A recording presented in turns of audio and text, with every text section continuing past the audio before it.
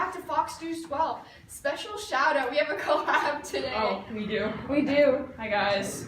You're not even in the camera. Oh, crap. It's your boy, Wilma Sleod, coming back to another Fortnite Let's Play. Today we're doing History Edition. Anyways. So anyway, today along I-75, you're going to find that... Wait, what's that? Breaking news, guys. The Archduke of Austria-Hungary, Franz Ferdinand, has just been assassinated. Oh wait, no. That was in 1914, actually. Almost 104 and a half years ago. I guess news travels slow. Stacy, why did you interrupt my traffic report for this? It's time for war! Stacy, my adoring fans need to hear the traffic. No one cares about your war. Okay, I guess we're talking about the World War then. Sorry to all those who needed traffic updates. Please save all questions until the end. Oh, looks like we have a caller. Stacy, why are you calling me? We're on air and I'm right here. I can see it. Serbia, you better hand over the Black Hand RN, or we are going to have some problems. You killed my nephew. Love, Emperor of Austria, Franz Joseph. I'm sorry, we've had some more. Technical difficulties. Stacy, I'm lowering your pay. I don't get paid. Well, I guess that solves the problem then. So, I suppose we need to start talking about why World War I began and why Stacy is raving about it right now. No, Stacy, not like that. It wasn't actually the entire world in the war. But that's what the name says. Why would they lie? That's what history does, my dear comrade. That's just how it be. So since we clearly have no problem with copyright violation, we're going to directly rip off our history teacher, Mr. Cole. Thanks in advance, honorable mention to you. So, we're going to use this clever acronym for the main causes of World War I. M being for militarism, A for alliances, I for imperialism, and N for nationalism. Militarism was using military force to conquer places and stuff to protect resources. Alliances are like high school cliques. We like you, so we're all be friends. Also, you have cool stuff, so I'm going to take advantage of you and it'll be fine. We'll talk about that much more later. So since we clearly have no problem with copyright violation, we're going to directly rip off our history teacher, Mr. Cole. Thanks in advance, honorable mention to you. So we're going to use this clever acronym for the main causes of World War I. M being for militarism, A for alliances, I for imperialism, and N for nationalism. Militarism was using military force to conquer places and stuff to protect resources. Alliances are like high school cliques. We like you, so we're all be friends. Also, you have cool stuff, so I'm going to take advantage of you and it'll be fine. So basically, World War happened because of an extreme case of you mess with my friends, I'll crush you. and imperialism was the spreading of powers to other places, like economies and spheres of influences. European powers wanted more resources, and they all competed for land. For example, France wanted Alsace-Lorraine for coal and other natural resources. There was a problem, though, because it was sort of part of Germany, but this comes up later when the treaties are being signed. Finally, nationalism was pride in one's country. It's kind of like football teams in the US. The Bengals fans have nationalism, not so much anymore, defense. Am I right? And Steelers fans also have nationalism in their team. They both feel like their teams are the best, and it gives the teams motivations to play hard. Or if you're not as sporty, it's comparable to fans of a band. Think maybe BTS's army. For countries in history, and even today, this is much of the same. However, when everyone thinks that they are the best, it might just lead to conflict, because if you think of yourself as an independent group of people, you probably don't want to be conquered by Europe. But that's kind of just a hunch. Anyway, many of the conquered colonies tried to revolt against their ruling country, but the Europeans wanted to maintain and grow their power. There, I want to talk about the war. I'm getting there. I need to go into the tragic backstory.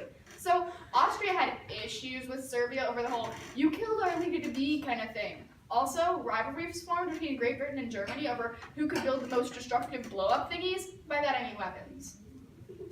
They even built up their armies as if who can send the most people to their death is a competition that they want to win. On top of that, countries started increasing their defense spending and instituted a conscription in which they forced citizens to join the army. But all of this was just for show, you know, like who has the most goodies, and they would never ever have to use it in an actual war, right? Right? Now let's talk about the alliances formed to prevent the war from ever breaking out. During the Franco-Prussian War, France lost some land, so it made an alliance with Russia, which, spoiler alert, led to a two-front war with Germany. Anyhow, when Germany surpassed Britain's economy and naval force, the Brits allied with France and Russia to make the Triple Entente. They were later called the Allies. Remember but that's important. So you know the place whose Archduke got assassinated? Hint. Started with an A and ended with an Austria-Hungary. Right, so Austria-Hungary was backed by Germany, Italy, and the Ottoman Empire. They were the Triple Alliance, or as you may know them, the Central Powers, since people have really creative naming skills.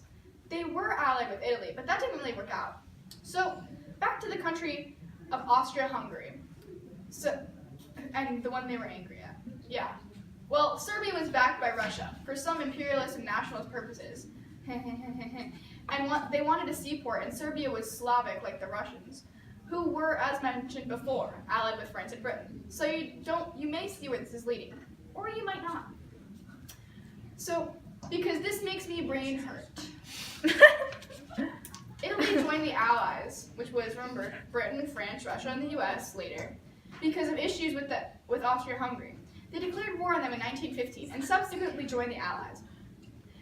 The last straw in this led up to World War I was the assassination of Archduke Franz Ferdinand and his wife in June 28, 1914 by Gavrilo Princip, who was basically a terrorist while traveling through Serbia.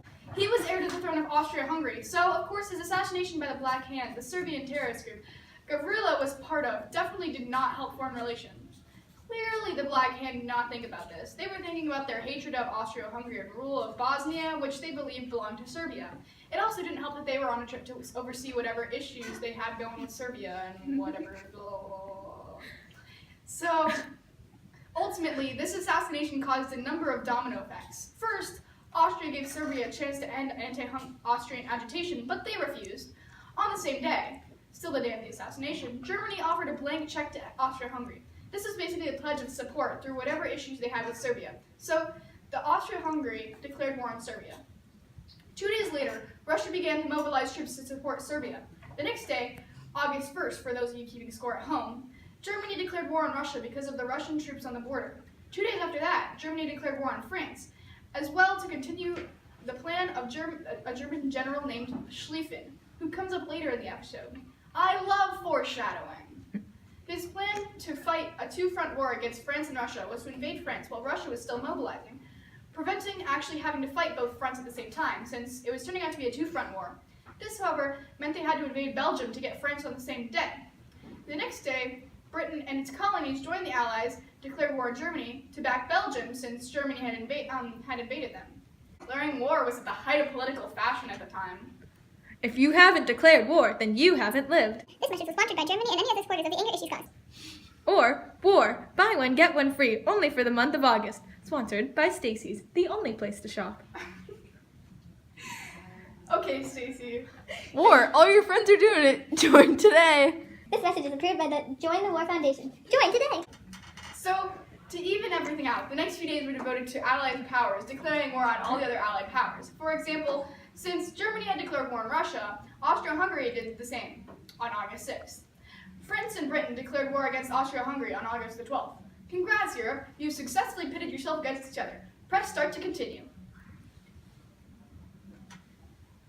Now we're going to talk about the weapons in World War I. A good abbreviation used is MUT-TAG. I love to play tag.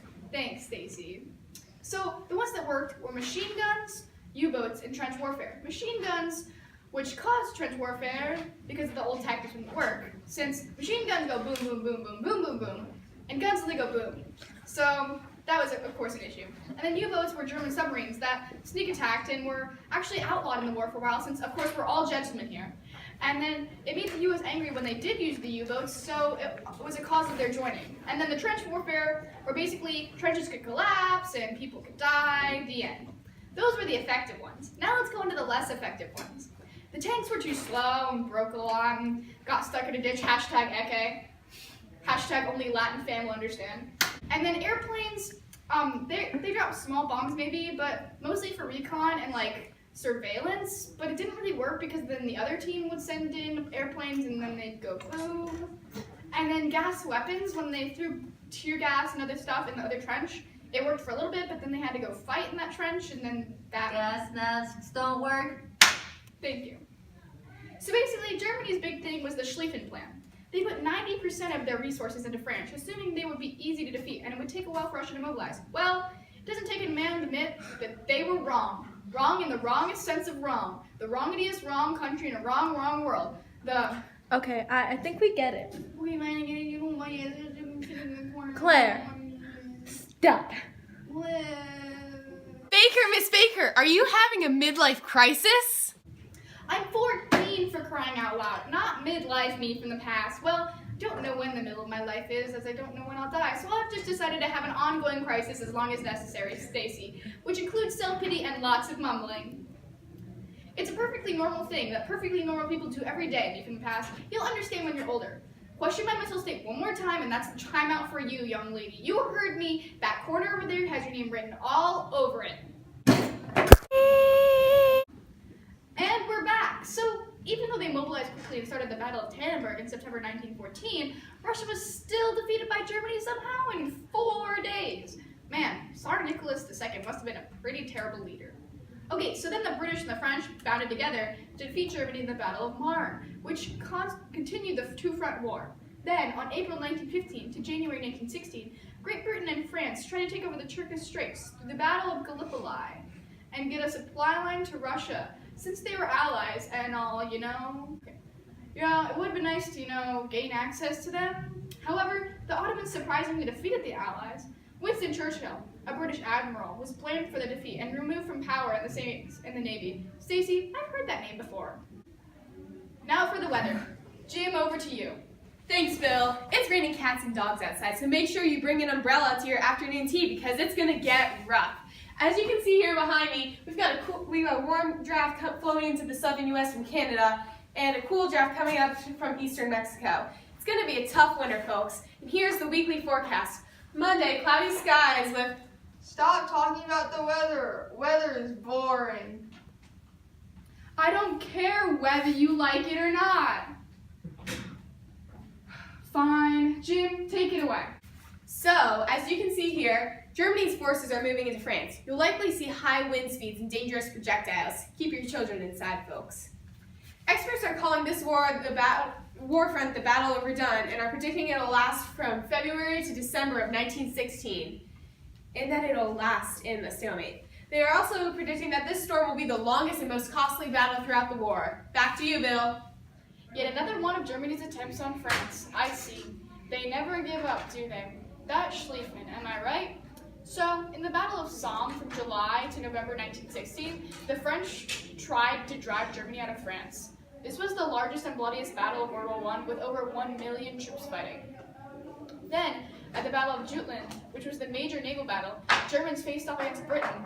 Last night was the big matchup of the season, Britain versus Germany. It ended up in a tie, though some fans were upset at some illegal U-boat action on the German side. This match lasted from May to June 1916. That's a whopper, folks. Let's see some replays. Back to you, Bill. So, in 1917, Russia began to lose public confidence and citizens began to attack bread riots. Stacy, cue the bread touch. Let's get this bread. So, anyway, Vladimir Lenin came to power and pulled Russia out of the war with the Treaty of Brest-Litovsk. So Germany only had to fight one front war. Now, stay tuned for 60 Minutes. Tonight we look into Russia's withdrawal from the war.